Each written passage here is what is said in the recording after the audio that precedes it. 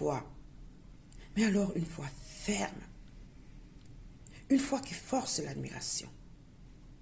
C'est le père Menrat Hebga. Le père Menrat Hebga était incontestablement un homme de parole, un homme qui disait ce qu'il faisait et qui faisait ce qu'il disait. Oui, un homme de Dieu qui était fidèle à la parole de Dieu. Voilà comment est-ce que je peux vraiment le définir en si peu de mots. Il est extrêmement difficile parce que c'était un homme dense, mais je peux tout simplement retenir, comme je l'ai dit, que c'était vraiment un homme de parole. Ce que je retiens du père Hebga, c'était quelqu'un qui faisait totalement confiance en Dieu. Peu importe la situation dans laquelle il se trouvait, il savait que Dieu était là. Il lui parlait comme on parle à son ami. Le feu père Hebga était un homme serviable et il était au service de toute la communauté, aussi bien camerounaise que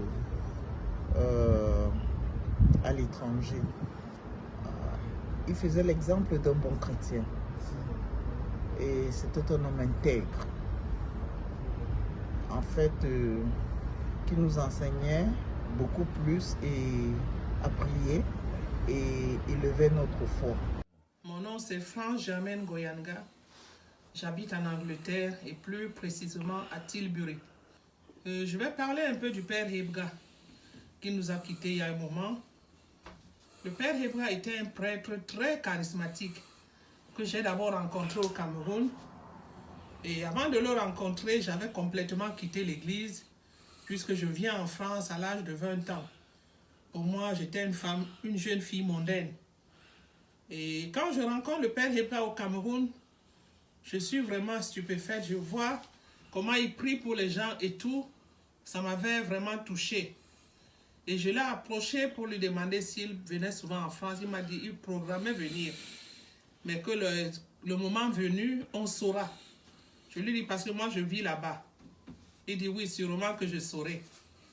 Et alors le père de vue, je rentre en France. Et un jour on me dit que le père Hebga est là. Il va faire la prière. J'ai dit non, je ne peux pas manquer à sa prière. Je suis allé.